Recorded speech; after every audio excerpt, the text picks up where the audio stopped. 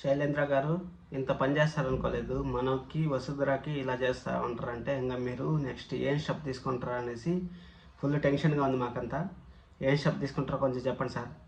మళ్ళీ ఋషి గురించి ప్రతిరోజు ఒక్కొక్క హింట్ ఇస్తూ ఉంటారు.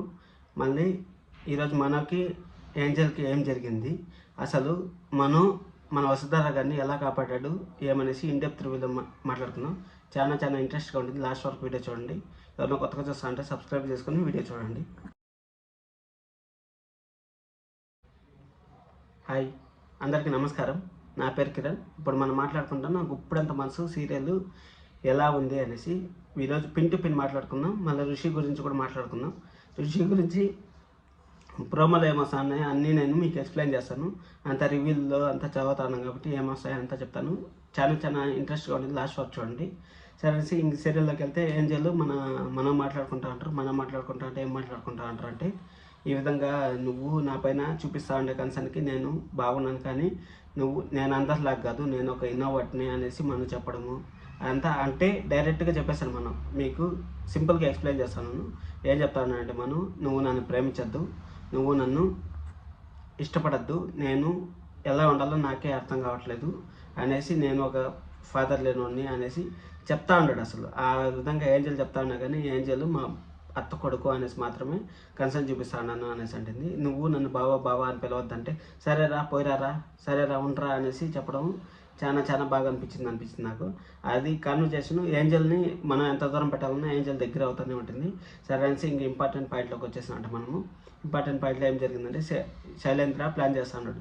మిమ్మల్ని ఎలాగైనా దెబ్బ కొడతాను, నేను మిమ్మల్ని చూడండి కోలుకోవాలని దెబ్బ కొడతా అనేసి ఏం చేసిన అంటే, ఫోన్ చేసి స్టూడెంట్స్కి ఒకరు ఫోన్ చేసి, నువ్వు వచ్చి వసుధర మేడంకి ఫోన్ చేసి ఈ విధంగా రండి, షోరూమ్లోకి రండి అని చెప్పేసి అక్కడ పంపిస్తాడు. అక్కడ పంపిస్తే సరే వసుధర మేడం ఫోన్ చేసి అది ఫోన్లో మాట్లాడారు. అది ఫోన్లో మాట్లాడిన తర్వాత అక్కడ రండి అని చెప్తా ఉంటారు. అక్కడ రండి అని చెప్పిన తర్వాత అక్కడికి వసుధరకు ఫోన్ చేసి, వసుధరకు కూడా డౌట్ వస్తుంది. ఈ విధంగా నా బర్త్డే ఫ్రాంక్ చేసినట్టు ఇప్పుడు ఏం ఫ్రాంక్ చేయట్లేదు కదా అంటే, లేదు మేడం నిజంగానే స్టూడెంట్స్ వచ్చి గొడవ చేస్తూ ఉంటారు ఇంటర్వల్ టైంలో అనేసి ఫ్రాంక్ ఫోన్ చేపించి అప్పుడు మన వసుధరని షోరూంలోకి రప్పించిన తర్వాత అక్కడ మనకు మెసేజ్ చేస్తుంది. నాకు ఒక డౌట్, పాస్వర్డ్ ఎలా తెలుసు, ఫోన్ లాక్ ఓపెన్ చేయాలి కదా, పాస్వర్డ్ ఎలా తెలిసింది అనేసి మీకు డౌట్ వచ్చింది అంటే ఖచ్చితంగా లైక్ చేయండి. ఎందుకంటే మీకు డౌట్ వచ్చింటే అప్పుడు తెలుస్తుంది కదా ఎలా తెలుస్తుంది పాస్వర్డ్ అనేసి.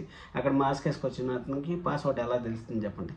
సరే అనేసి అక్కడ తెలిసిన తర్వాత మెసేజ్ చేస్తారు, నేను ప్రమాదంలో ఉన్నాను, నన్ను కాపాడు అనేసి, స్టోరూంలో ఉన్నా అనేసి చెప్తుంది. చెప్పిన తర్వాత మనం అక్కడికి వస్తాడు. మనం అక్కడికి వచ్చే ముందుకు డోర్ లాక్ చేస్తారు. డోర్ లాక్ చేసే ముందుకు డోరు మన శైలేంద్ర లాక్ చేస్తాడు. లాక్ చేసేసిన తర్వాత ఏం జరుగుతుందంటే, అక్కడ లాక్ చేసేస్తారు కదా, లాక్ చేసేసే ముందు ఏం చేస్తారు చెప్పండి. లాక్ చేసేసే ముందుకి ఇంకా అందరినీ పిలిచి వాళ్ళు స్టూడెంట్స్ దగ్గర పోయి, స్టూడెంట్స్ అందరూ అక్కడ వస్తారా మేడం మన సార్ గురించి ఏమో చెడ్డగా మాట్లాడుతూ ఉంటారు షోరూమ్ దగ్గర, రాండి పదాం అనేసి స్టూడెంట్స్ అందరూ పిలుచుకొస్తే అక్కడ మన శైలేంద్ర పోయి ఏం జరిగింది ఎక్కడ జరిగింది అనేసి అడుగుతాడు. ఏం జరిగింది ఎక్కడ జరిగింది అనేసి అడిగితే, ఈ విధంగా షోరూంలో ఏమో జరుగుతాను సార్ ఈ విధంగా అనేసి. ఏమి తెలియనా శైలేంద్ర ఏం నటించాడంటే అసలు ఇంకా పులి ఈజ్ బ్యాక్. మన మహేంద్ర గారు కాలేజ్కి రావడం స్టార్ట్ చేశారు. అది మంచిదైంది. ఎందుకంటే నిన్న వసుధర చెప్పడం కాలేజీకి రాండి మామయ్య అని చెప్పడం ఈరోజు ప్లస్ అయింది. ప్లస్ అవ్వడం కొందికి సరే కాలేజీకి వస్తారు. కాలేజీకి వచ్చే కొందికి ఏమైంది ఎక్కడైంది అనేసి మాట్లాడుతూ ఉంటారు. మాట్లాడే కొందికి ఈ విధంగా వస్తారా మన గారి గురించి ఏదో చెడ్డగా మాట్లాడుకుంటూ ఉంటారు అనేసి చెప్తాడు. బాబాయ్ అనేసి చెప్తాడు. నేనేం చేయలేదు బాబాయ్, వీళ్ళు మాట్లాడుతూ ఉంటే నేను వచ్చా అనేసి శైలేంద్ర చెప్పడం అసలు చాలా తమాషాగా అనిపించింది.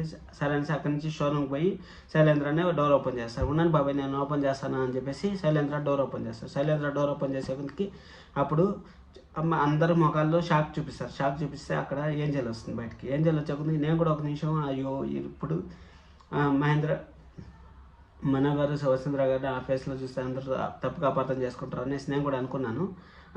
కానీ అక్కడ ఏంజల్ బయటకు రావడం మాత్రం నెక్స్ట్ లెవెల్ అనిపించింది. ఎపిసోడ్కి అంతా హైలైట్ సీన్ అంటే అదే అనిపించింది. సరే ఏంజల్ బయటకు వచ్చిన తర్వాత ఇప్పుడు నన్ను ఎవరు పెట్టి లాక్ చేశారు అనేసి ఏంజల్ శైలేంద్ర పైన గలాట్ చేసిన తర్వాత, ఏం శైలేంద్ర ఏదేదో మాట్లాడినావు, ఎందుకు ఈ విధంగా మాట్లాడడం అనేసి చెప్పడము అంతా చాలా బాగుంది, డీసెంట్గా అనిపించింది.